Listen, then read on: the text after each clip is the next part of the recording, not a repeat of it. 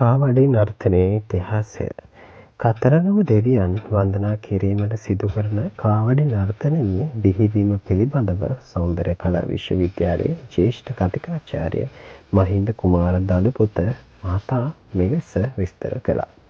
කාවඩි සම්ප්‍රදාය අපේ රටට එන්නේ ස්කන්ධ කුමාර එහෙම නැත්නම් කතරගම දේව ඇදහිලි හින්දු බැතිමතුන් කියන මුරුගන් ඇදහිල්ලේ. ඒක ගැන කියවෙන හරි ලස්සන පුරාණෝක්ති කතාවක් තියෙනවා. ඒ පුරාණෝක්තියට අනුව සුර අසුර යුද්ධයක් තිබුණා. ඒකෙදි පුර පද්මකේ අසුරයව සටනින් පරාජය කරනන්නේ කතරගම දෙවියන්. ඒ පරාජයට පත් කරපු වෙලාවේදී එයාට ආපහු ජීවිතය දෙනවා. ඒකට කරන සත්කාරයක් විදිහට ශිවගුරු සහ සත්ත්වගුරු කියන කණු දෙක අසුරයා ඔසවාගෙන කිරි මුදුනට ගියා කියලා කියනවා. මෙතන තමයි කාවඩි ඇතිවීමට නිමිත්ත වුණා කියලා කියන්නේ. හින්දු ස්කන්ධ කුමාරට තමන්ගේ භක්තිය ප්‍රකාශ කරන්නේ සිරුරට දුක් දෙමින්. මේකත් ඒ වගේ ආවිත. කාවඩි නර්තන වර්ග මොනවාද?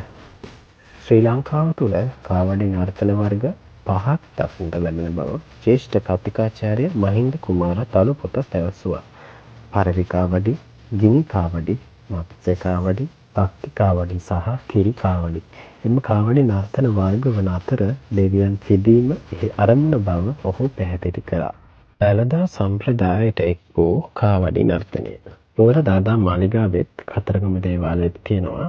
ඒ කතරගම දේවාලයෙත් මේ කාවඩි තියෙනවා. හැබැයි කාවඩි වලදී ඒගොල්ලෝ දළදා සම්ප්‍රදාය නිසා ශරීරයේ අනවශ්‍ය විදිහට කටු ගහලා එල්ලගෙන යනවා වගේ දේවල් කරන්නේ නැහැ. හැබැයි මෝලන් සංගීතයේ ඒ නර්තනවල යෙදෙනවා.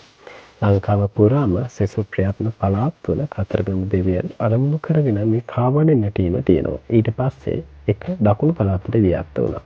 පෙරහැර සම්ප්‍රදායන් එක්ක මොකද දකුණු පළාතේ තියෙන්නේ හින්දු දේව ඇදහිල්ල.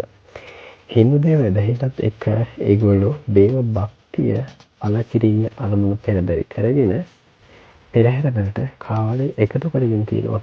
දෙව්නුවර දේවාල පෙරහැරට කාවඩි නර්තනය එකතු වීම 30ක 35ක කාලේ ඉඳලා කාවඩි නර්තනය එකතු වෙන්න ගත්තා. ඒක දකුණු පළාතකම තියෙනවා. විශේෂයෙන්ම දකුණු පළාතේ තියෙනවා කෝලම් මඩු ශාන්ති කර්ම.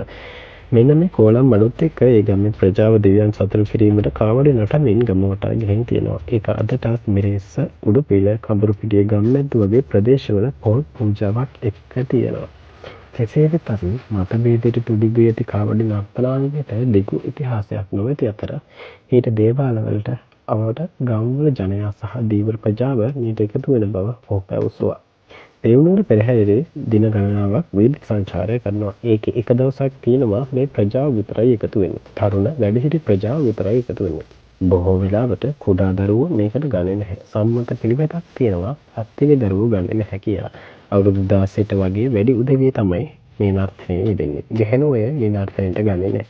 උඩුකයලුවත් සුදු සරමක් ඇඳගෙන එක එක කණ්ඩායම් විදිහට එකතු වෙලා තමන්ගේ කණ්ඩායම නියෝජනය වෙන විදිහට වර්ණ ඇඟේ ආලේප කරගෙන ඔවුන් නටනවා. ඒක පටන් ගත්තේ කාවඩි නර්තනයෙන් තමයි. මේවා තාමත් පෙරහැර මහා සංස්කෘතියට ඇතුළතට එකතු නොවුන මෑතක එකතු කරගත්ත සංස්කෘතික අංග විදිහට තමයි හඳුන්වා දෙන්නේ.